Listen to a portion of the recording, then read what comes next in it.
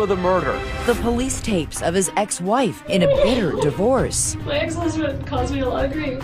I would never do something like that. But would the dead man's in-laws? He said, I looked into hiring a hitman and it was cheaper to get you this TV. Their hobby is hating Danny. They hated Danny, really. They hate Danny.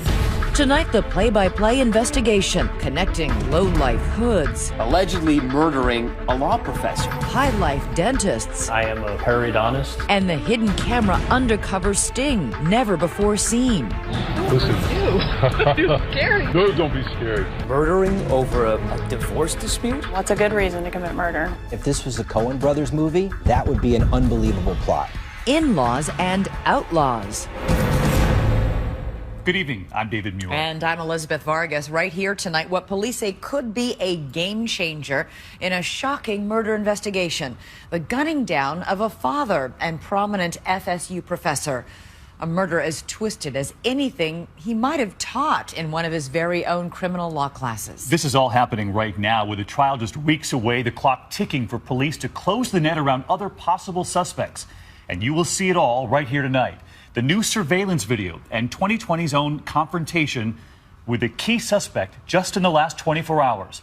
We're now sorting out the outlaws from the in-laws. And here's Matt Gutman. The last morning of Professor Dan Markel's life is a glorious Sunshine State Friday. At about 9 a.m., he leaves his Tallahassee home beside the trees dripping with Spanish moss with his 2 kids in the back seat of his Honda Accord. Takes his children, 2 young boys, to the creative preschool on Tharp Street, drops them off. He drives about another 15 minutes to Premier Gym, sort of on the north side of town. 11 a.m. After his workout, Markel drives back home and is headed up the driveway when his cell phone rings. Markel starts a conversation, one he will never finish. He tells the man on the phone, oh, hold on, there's someone unfamiliar in my driveway. And as the man is on the phone, he hears some exchange, then he hears a muffle, a sound, a grunt. He never hears Dan Markel again. Somebody had walked up to Markel and shot him twice in the head. This was something really strange and was going to be a really big story. If Markel's life flashed before his eyes on that hot Florida morning, it might have looked something like this. The precocious son of a prominent Toronto family, Markel earned degrees from Harvard and Cambridge before landing a job as a criminal law professor at Florida State University. He was extraordinary. He was a gifted young man. Gifted. Donald Wider, former dean of the FSU Law School, says the intense and driven Markel was a superstar. Our second speaker is Dan Markel. A renowned scholar who commanded attention at prestigious legal seminars around the country. But the sentencing issue is distinct from the criminalization question. In the classroom, Markel was regarded as a tough but fair taskmaster. Dan was demanding of himself and of others. He was always exhorting people to do their best, to think independently, to think critically. And hopefully this will evoke some conversation. Thanks. Markel also found success on the domestic front when he met a University of Miami law student 7 years his junior named Wendy Adelson. Adelson was raised among the soaring palm trees and beaches of sunny South Florida. Her well-heeled family operated a lucrative dentistry clinic named the Adelson Institute near Fort Lauderdale, where Father Harvey and brother Charlie, I am a periodontist owner, handled the drilling and filling, and her mother Donna coordinated patient care.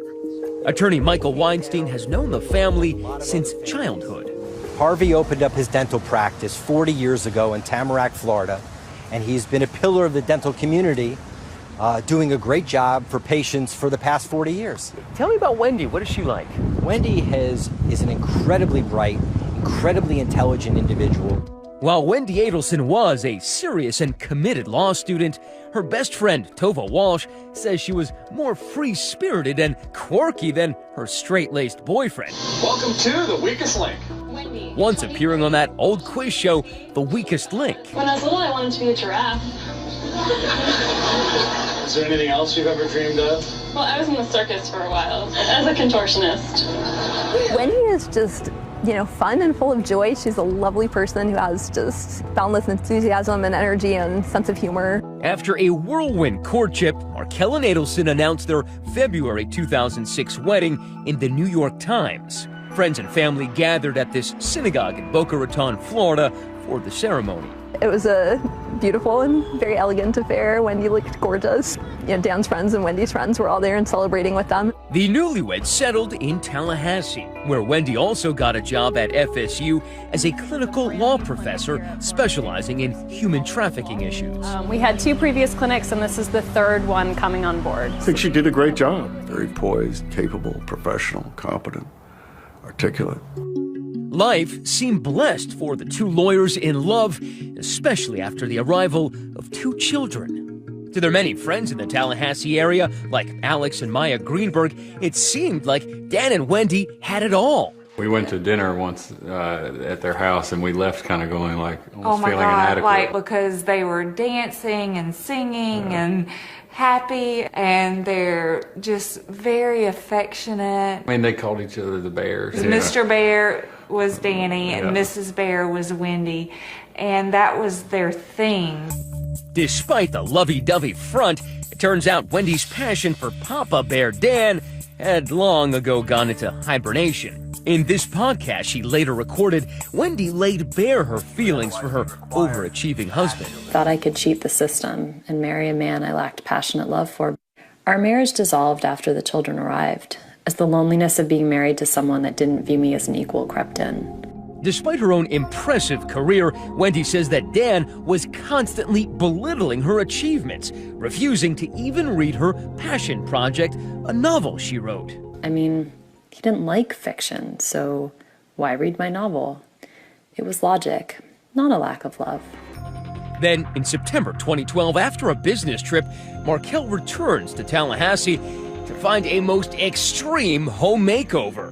Much of the furniture and belongings gone. The kids also gone. One of the few things Wendy did leave behind, a crib mattress on the floor with divorce papers on top.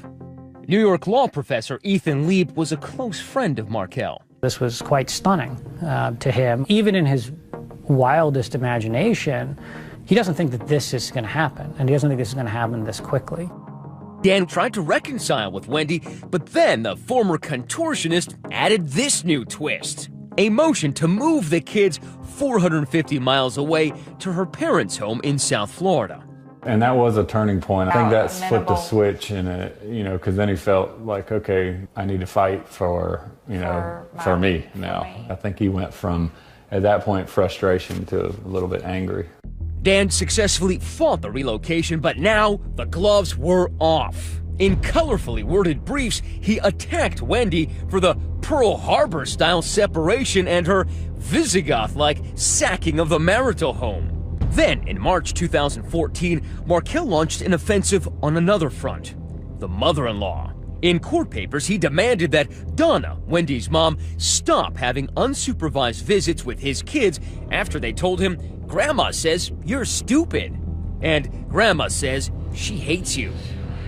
Yet in this emotional wasteland, new romance found room to bloom. Wendy started dating a fellow FSU professor named Jeffrey Lacasse. And Dan also found a new legal eagle to be his romantic co-counsel, a prominent New York law professor. And I said, "You have a girlfriend now? You're having fun in life again? You're smiling a lot. You have to start celebrating those things and walk away from this negativity." And he walked away from that conversation saying, "You're right." But on July 18th, right after his morning workout on that beautiful summer's day, he'll be shot down in his driveway. His next-door neighbor calling 911. His driver's side window is shattered and he's battered and can't answer. He's inside, the car is running, and he's got blood all over his head. He's not responding to me. When we come back, Markel's ex-wife is the first person police bring in. She's all tears and fears. So I understand why I wouldn't be the person you would think would do something. When 2020 returns.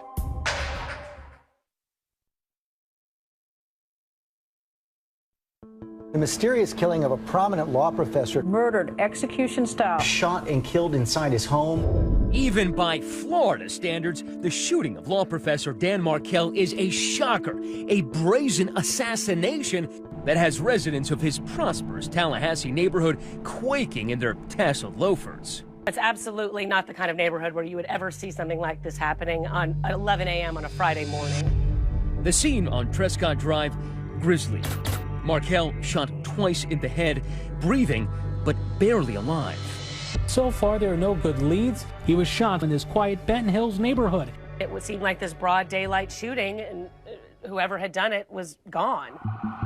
Markel is rushed to a local hospital. The cops soon locate ex-wife Wendy Adelson, who is still living in Tallahassee. They take her into this interview room where they tell her what happened. There was a shooting at your ex-husband's home. Daniel, all right, has been taken to the hospital. He's not going to survive. Oh my God. Okay.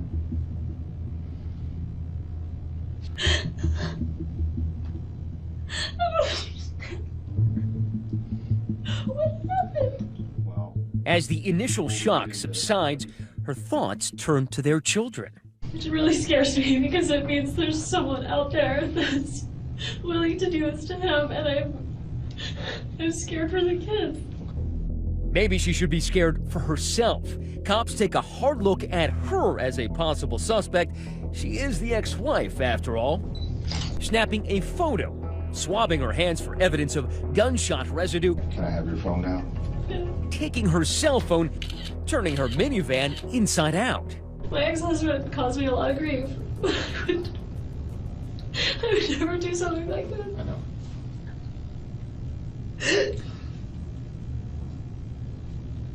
And it's So going I understand why I would be the person you would think would do something, but well, we have to work just as hard to eliminate it's people. fine. I want to figure out. Adelson tells police she was at home in the morning waiting for a TV repairman, then went out to buy a bottle of booze for a party. After that, she met some friends for lunch. Police, meanwhile, find no evidence of a break-in at the Markel home. Somebody, for some reason, wanted Dan Markel dead, but who? Right after the shooting, police didn't have much to go on, but they did get one lead. The neighbor who called 911 from that house told them that he saw a light-colored car that looked like a Prius back out of the driveway and head down the road. You said there was another vehicle that you saw driving away? Yes, and it left the scene rapidly. It looked sort of like a Prius. Tallahassee police quickly begin a door-to-door search for any sign of the car on security cameras. 5 days later, they get a hit, releasing this grainy photo of a Prius. Now in Tallahassee, you know, a Prius and Subarus are a dime a dozen. So, I mean, there are an awful lot of Priuses around here. While investigators hunt for that eco-friendly vehicle of interest, they are also digging into every aspect of Markel's life. We thought maybe it could have been a disgruntled former student. It could have been someone who disagreed with his ideas. Nervous faculty at FSU wonder, could his death be tied to the campus? They just thought, my God, this happened to one of us, and another one of us might be next. I walked out of my office one Sunday, but next to me was a metallic green Toyota Prius, and I confess that sent a shiver up my spine. About 15 hours after he is shot, Dan Markel is pronounced dead. The devastating news spreads quickly. I shot up from bed. I was shocked, devastated. I literally could not comprehend that had happened to him. His many friends and family gather to grieve the loss of this young father and brilliant legal scholar. Because Dan directly touched so many people, it was extremely painful. Okay. Do you know anybody that would have a beef against your ex-husband? Back at police headquarters on the day of the shooting, it seemed Wendy Adelson was off the hook, and she and the investigator engaged in talk of who done it. Who would do this? I don't know. That's why you're here, and that's why we're talking. She proceeded to tell police about that FSU professor, Jeffrey Lacasse, the other man in her life who she lately had a falling out with. He didn't like Danny because Danny hurt me. She said Lacasse, who you might have noticed bears a striking likeness to Markel, was no fan of her ex. I see why he's a good suspect. It's like, what if it's Jeff? Like, then I did this by asking for some time away from him. I made him crazy. 2 nights later, police asked Lacasse to come down to the station. Your name did come up because you were associated at some point with Wendy. Of course. Without hesitation, the professor professes his affection for his former flame. I was in love with this girl, man, so it's hard. She really has this charisma, this sexuality, and so, you know, you throw yourself in front of a bus for this girl. And you've never had any kind of physical contact with Danny? No. I'm surprised you guys didn't call me earlier, though, because I probably said 100 times in public that I like to kick his ass, because he kept, like, really making Wendy suffer and things like that. Right. But no, I would never. I'm a professor, and I'm not going to do anything like that. No. He tells cops he was hundreds of miles away at the time of the murder. I stayed at a really crappy Days Inn, maybe 20 miles south of Atlanta. Lacasse's story checks out, but he's not done talking. In fact, far from it. I have something I want to tell you, but I want it off there. I'm more concerned about my safety with what I'm going to tell you. Danny Markel just got killed, and I don't want to be next. I'm sorry if that sounds paranoid, but I do have some ideas. Over the course of 3 lengthy interviews, he paints a portrait of profound Adelson family dysfunction. The whole family's real weird. Something's up with this family.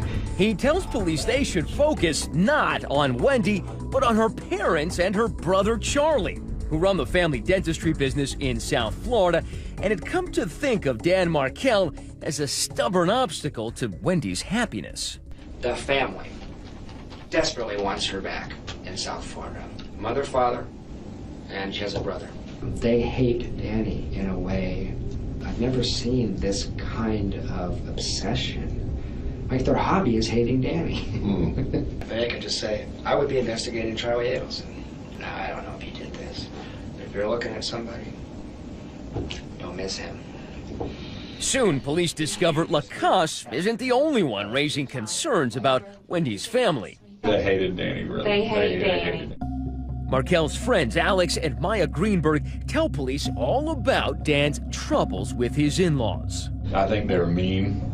I mean, to do some of the stuff that they did during this divorce with Danny is just not reasonable.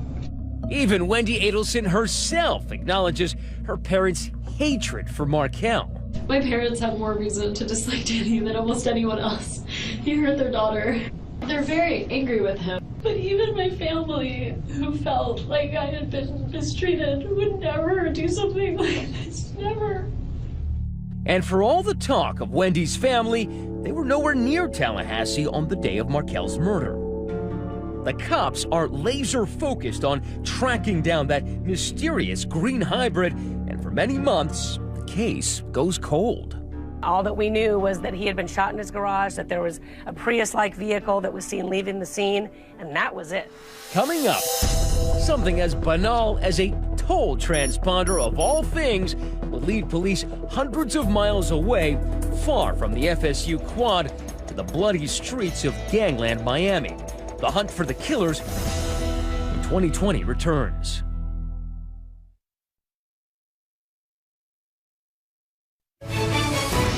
'20 continues with more of In-Laws and Outlaws. May 2015. It's been 10 months since the murder of Dan Markel. His ex-wife Wendy Adelson and their 2 kids have moved to trendy, tropical South Florida. Wendy has started a new chapter in her life, enrolling in a creative writing class.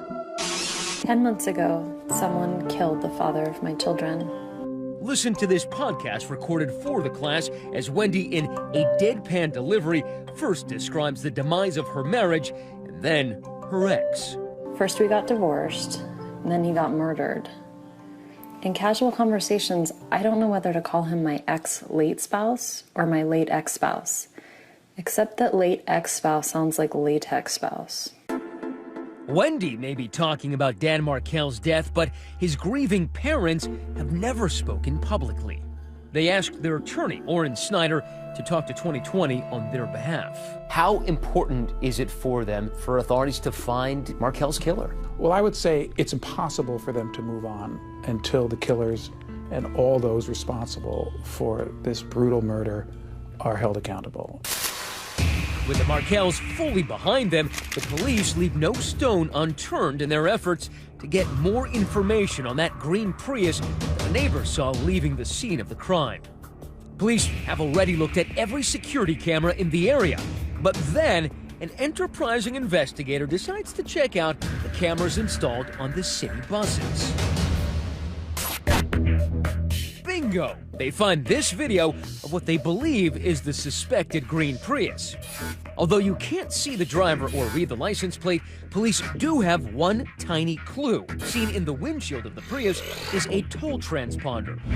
It's a strong indication that the killers weren't from Tallahassee because there are so few toll roads surrounding the city. Police then pull the toll records for all of the Priuses heading into the Tallahassee area around the time of the murder. When police pulled those toll records, it led them here to this hole-in-the-wall rental agency here in Miami that rents mostly hybrids. Now, inside, a contract was signed leading police to the men who rented that green Prius. Here's the eureka moment, the rental agreement. It shows the Prius was rented by a man named Luis Rivera. Using the listed cell phone number, police are quickly able to confirm Rivera's identity, and it turns out he is very well known to authorities.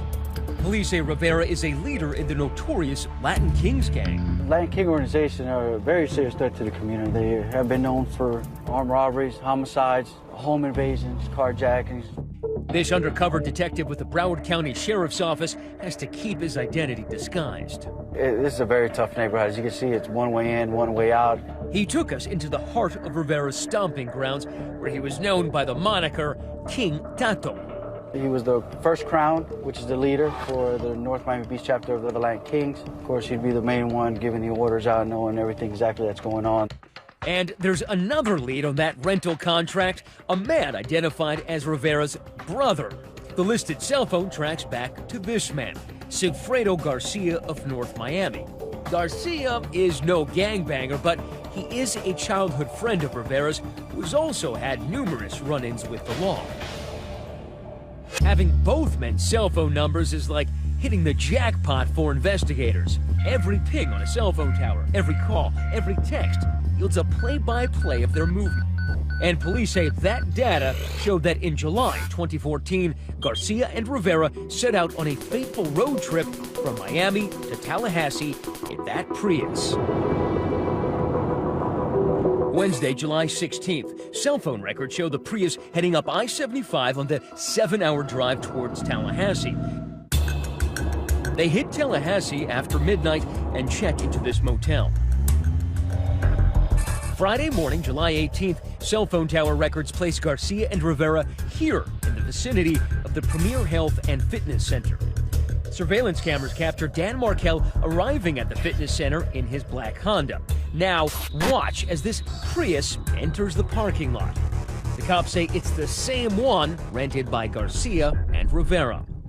Markel is then seen entering the center. Meanwhile, outside, cameras show the Prius suspiciously moving around to different parking spots. Later, Markel is seen driving away from the center. Watch closely as that same Prius follows him out. 10:44 a.m. This city bus camera captures Markel's Honda as he drives home. Seconds later, we see his unwelcome shadow, that green Prius. Markel is shot in his driveway at around 11 a.m. Police say that shortly after that, another bus camera shows the Prius driving the opposite direction away from the house.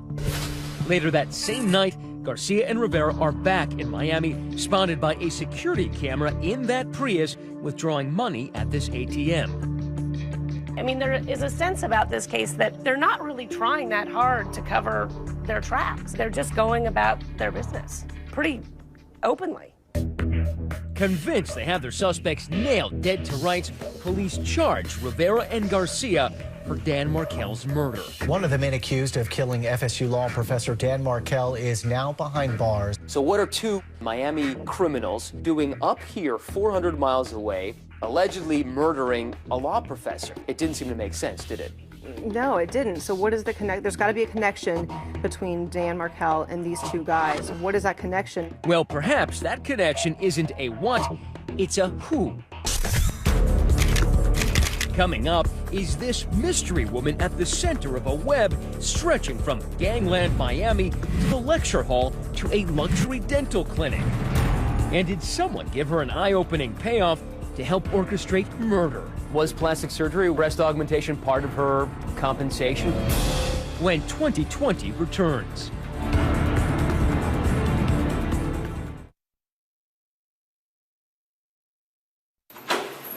Two years after the cold-blooded killing of Dan Markel, finally a huge step forward in this case.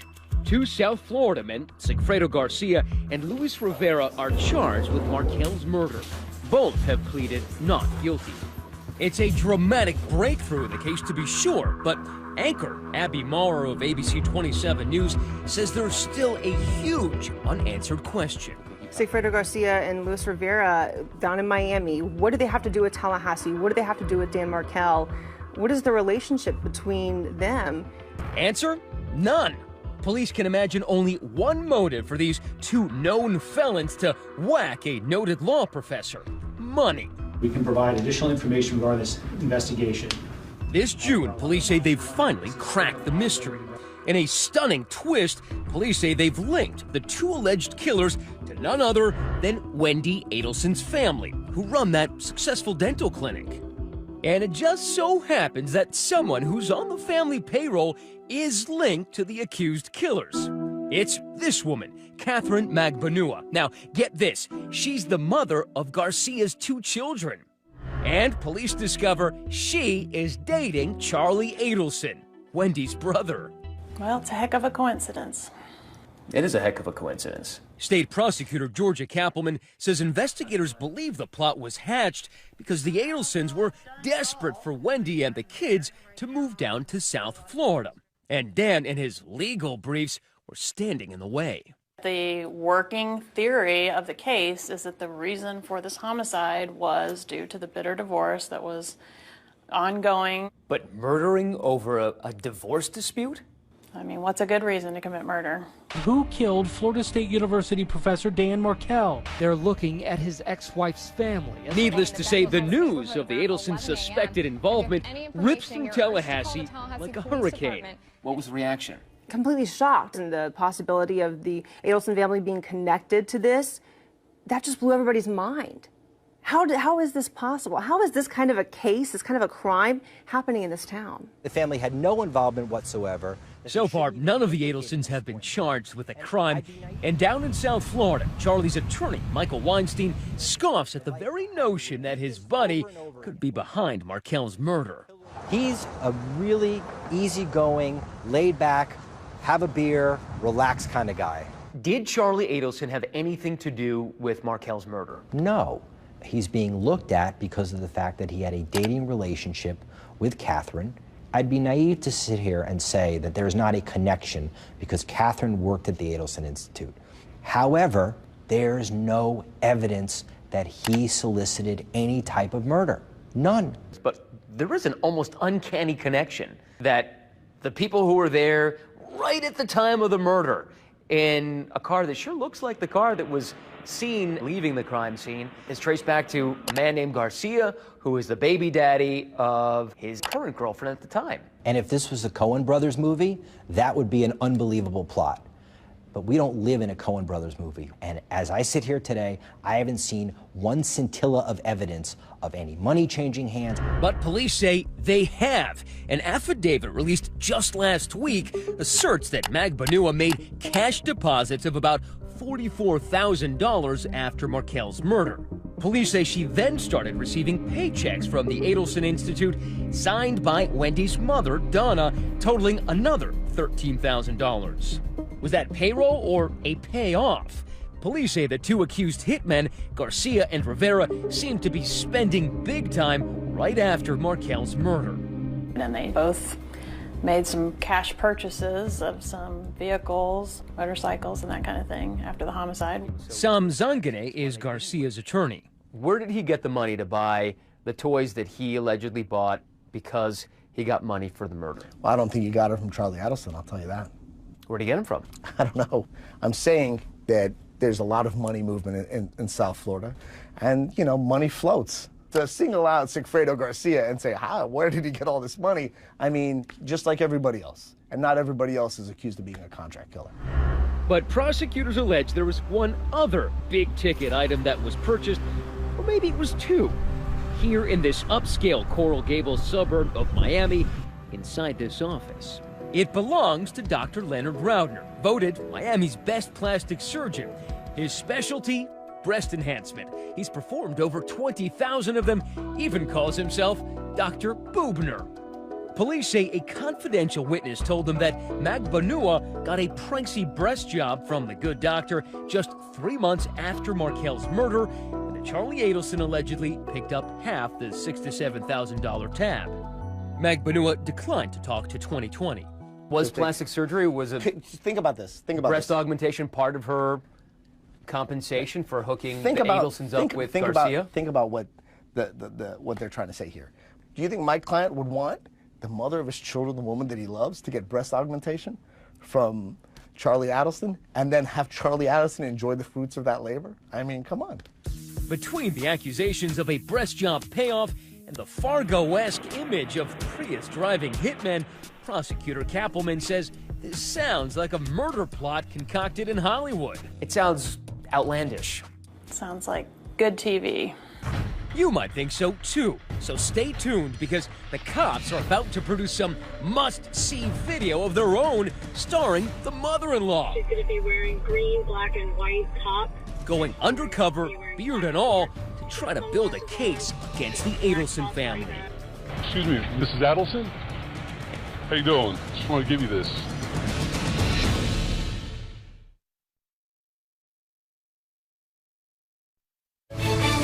#2020 continues with more of Inlaws and Outlaws. Rewind. Go back to the July afternoon when Dan Markel was gunned down in his garage. You'll recall that his ex-wife, Wendy Adelson, was brought to the local cop shop that day for the grim news. I'm sorry. I don't know who would do this. Okay. Danny didn't treat me very well, and I'm so scared that maybe someone did this. Not because they hate Danny, but because they thought this was good somehow. Okay. Do you think someone would do this for your benefit without asking you? No.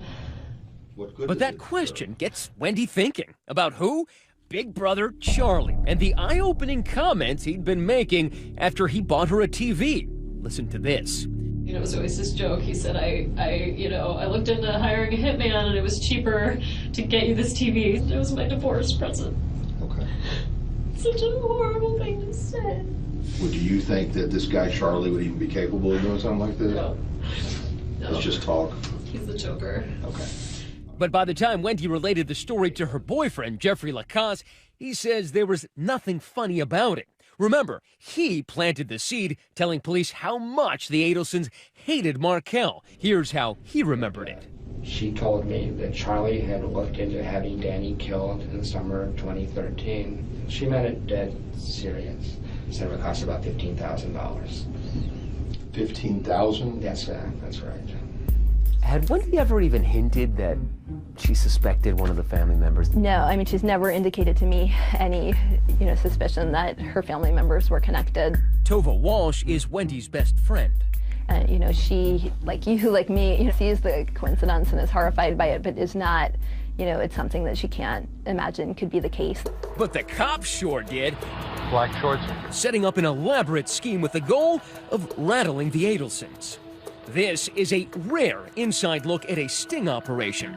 The target, Wendy Adelson's mother, Donna, who police suspect could have been in on a plot to kill Markel. This exclusive video shows her on the street in Miami Beach, completely unaware of what is about to occur. Excuse me, Mrs. Adelson? That bearded man comes face to face with Donna. He's actually an undercover agent wearing a body camera. Listen. Ew. You're scared. No, don't be scared. Delivering a veiled threat, he's posing as the brother of Luis Rivera, one of the alleged hitmen. He's pressing Donna for payment for services rendered. And I want to let you know that my brother, he helped your family with this problem you guys had up north. He's going through some rough times, and we want to make sure that you take care of what he's going through. Donna's response is barely audible. Well, this will explain it. Thank you. She has the paper. They're walking away. The bait is set. Inside that envelope, police say, is a press release about Dan Markel's murder, a phone number, and a demand for $5,000. But was Donna hooked? All right, you see real contact. He's heading away. She's crossing the street. To Sigfredo Garcia's attorney, the video only proves that the investigation has become a fishing expedition. Why else would they do something like this? Because they want to catch lightning in a bottle, because they don't have that yet. But police say the ruse works. The sidewalk squeeze sets off a flurry of jittery phone calls and conversations between the Adelsons, Magbanua, and the alleged hitman, Sigfredo Garcia, all secretly recorded by law enforcement. They discussed paying the money, but never do. According to police documents, Charlie considered something else, getting the mysterious messenger out of the picture permanently. Allegedly telling Catherine, you better kill him because he's going to be a big problem. If you can't do it, I'll have someone else do it. Will all this be enough for police to finally pin charges on the Adelsons? And are they headed from the penthouse to the big house? Stay with us.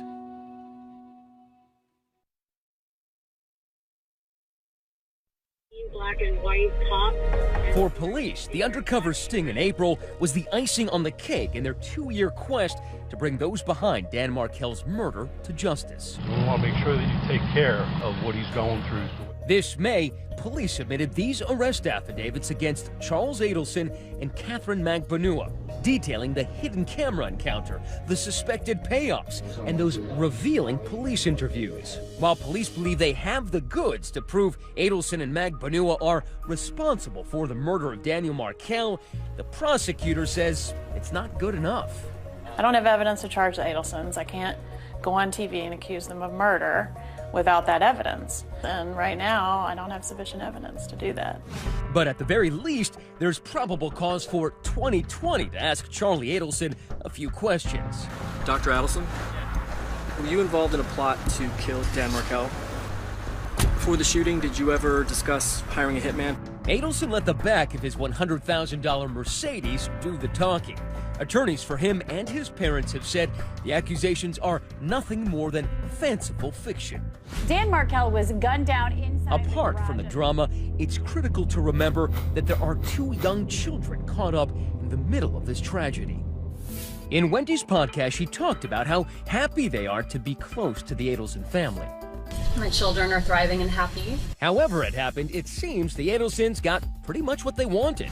Wendy and the kids now united with the rest of the family down in South Florida. But what about their other family, the Markels? Despite the cloud of suspicion over the Adelsons, Dan's parents say their priority will always be their grandkids. The family has done everything within their power to maintain a regular, ongoing relationship with the boys, including seeing the boys. Ultimately, the Markels are there for their grandkids and will be for the rest of their lives. But to rub salt in an open wound, police reveal that Wendy's had the children's surnames changed from Markel to Adelson. She said she did this to protect them from media reports. That may have been the final insult to the memory of a man who treasured his kids above all else. He would not want to miss a second of his boy's life. And for him not to be here, I think, is just the worst thing that could have ever happened to him. A waste of a life, a waste of a brilliant person, waste of a 2 children's father that's not going to be around anymore. Oh, maybe those friends will get some closure as this case finally goes to trial. And tonight, an official source tells us that Luis Rivera is cooperating and negotiating a plea deal with the hope his testimony could bring indictments against others. Of course, we'll stay on this case. And another story worth noting tonight on our 2020 digital series, Young and Gifted. A very inspiring teenager, blind and autistic, but using his music and his heart to teach others that nothing is impossible. That's at abcnews.com. In the meantime, thanks for watching tonight. I'm David Muir. And I'm Elizabeth Vargas. For all of us here at 2020 and ABC News, good night and have a great weekend.